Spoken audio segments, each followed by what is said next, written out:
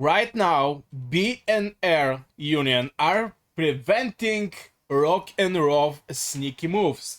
What I mean by that is currently we was in exact same situation like Rock and Roll in our season that is currently here. We jump also from the same gates against VP that were our enemy that jump from these gates. Now the way that we did with our enemy is we actually built towers at the edge of the plateau. So this gives us territory over here that we can land up our tier 5 players. And as you know, tier 5 players cannot be ignored. I mean, especially if there is like 5, 6 tier 5 players there, you basically cannot ignore this army, like 4 legions there. So I think B and R right now is preventing something like this to happen, because what can actually happen? Uh, if Rock and Roll decide to start building around the edge, they can build, for example, here. And they're going to get the land here. From here, you can easily teleport couple castles. And those castles is going to slowly destroy all these turrets. I mean, maybe some of these players can be online, you never know, but you can destroy the turrets here. You can basically clear all the turrets here. And this is something I did when we built this strategy with the towers around the edge of the plateau. I just destroy all the turrets. That was basically built here, and boy, there is a lot of turrets here. Second thing, since here is 2 alliances, is BNR and BRH, you can maybe try to cut out reinforcement, maybe from here coming reinforcement to support the spire, or you can just be a distraction. And what I see right now is maybe BNR or BNR are trying to prevent this from happening. I think this is a clever move. Or they're going to use this strategy in reverse. They're going to teleport their castles over here and basically bully all these gathering people here. Now, seasonal talents only cover on the Lance territory, but it don't cover things like this. I mean, right now these two mines is not protected, and I'm sure there's even more mines like this around. And yeah, I think this is a clever strategy, especially building around the plateau. It didn't actually matter on which side. It can be on Rock and Roll, or it can be from B and Air. But I think this is a clever strategy just to land couple people here to distract the enemy, or to kill the gathering heroes, or whatever they can do, whatever, but definitely is the distraction part. Since if you land a couple tier 5 people here and you push from here and those people start clearing all the turrets here, or they push on this side, since it's going to be out of the spire range, you have to stop them only with other army. This is basically the only way. Now the difference here is they're going to fight on the alliance territory, and alliance territory is providing you with 10% attack and 10% defense if this alliance technology is researched, and I think this is huge advantage. But still, I think Rock and Roll can actually build in this zone, but I'm not so sure that they're looking for this, since getting this spire, I'm not gonna lie, is big pain. I mean, it's spire level 2. It don't hit for that much, but still, the damage of the spires are boosted with, I don't remember, one of the latest updates. I think it was at the start of the season, but the spires, I mean, before 1 month and a half, but the spire damage is boosted, and those spires hit, and the only way to take out this spire is to take out this fortress, which it's huge pain. I'm not so sure how somebody can do it, but in the same time you can do some different workaround strategy, like putting towers and getting some space from the enemy territory and basically place your own castles here. So I think BNR actually are going to prevent this move if Rock and Roll in general was thinking to do it, since I think I said in one of my videos, I think, yeah, one of my videos, I think I say about this strategy that we did back in the days. But yeah, there is two competition zones right now. Right now here is Rock and Roll against BNR Whole Union. Now the news I have is BNR is in combination with IL, which is this alliance over here. They're going to fight in the zone 3 against Pierre Rock and Roll against IL and BNR. That's why this explains a lot, because in my previous season video I was a little confused why the BNR just don't go for the chicken of IL. But now things are a little more clear since BNR are in union with IL. It's going to be very hard for Rock and Roll. I mean, this is for sure. It's going to be very competitive fight in the zone 3, which I cannot wait to check it out.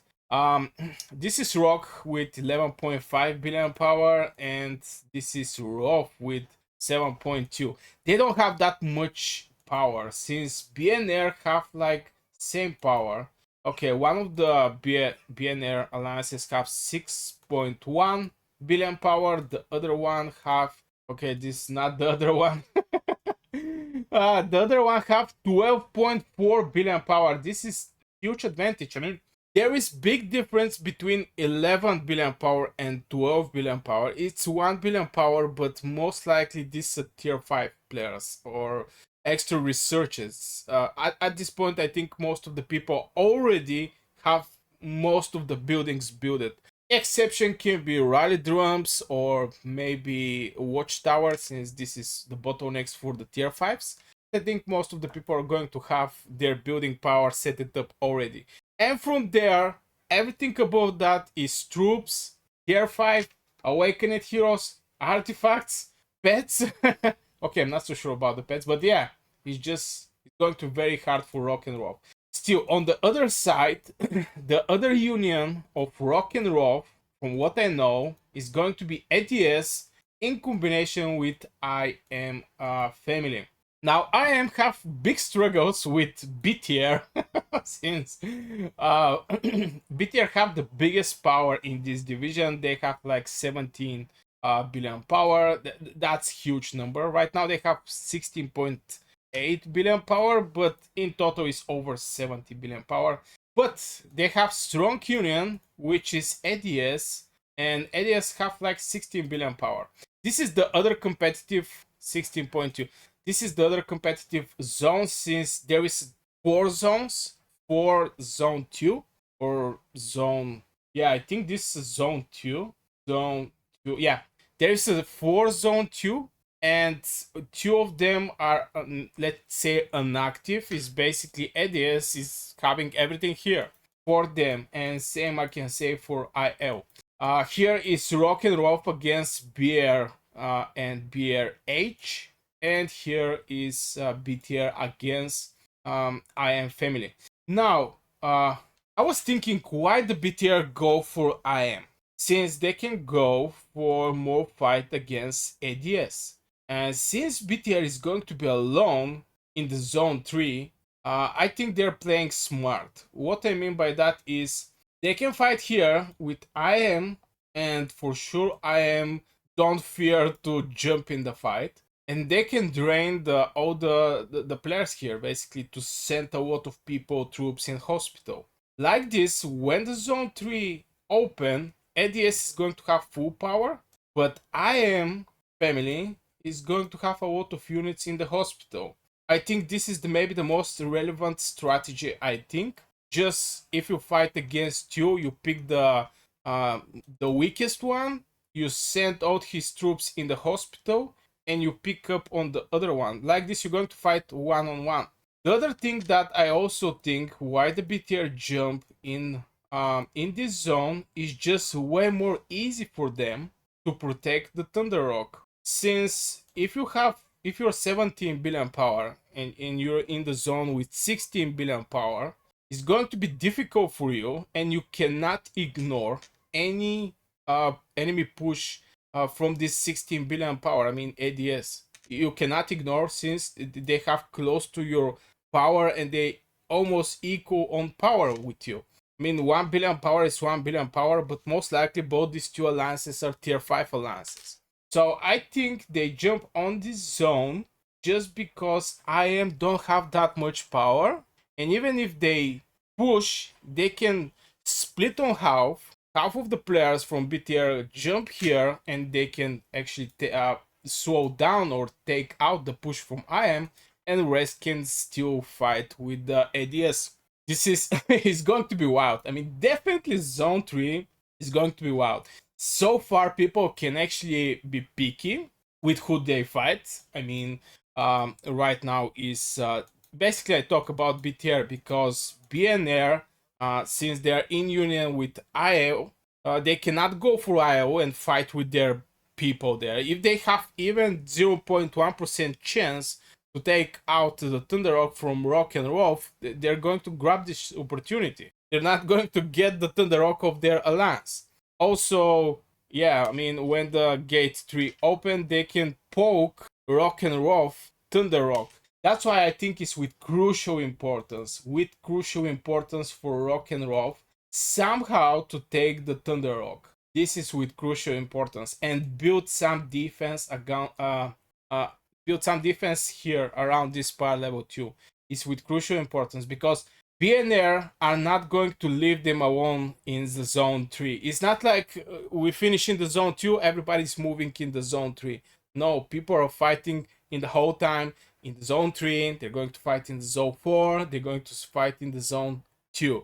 So I think it's with crucial importance for Rock and Roll to actually take out this spire, but BNR is 12.4 billion power, and it's going to be hard. I'm not gonna lie.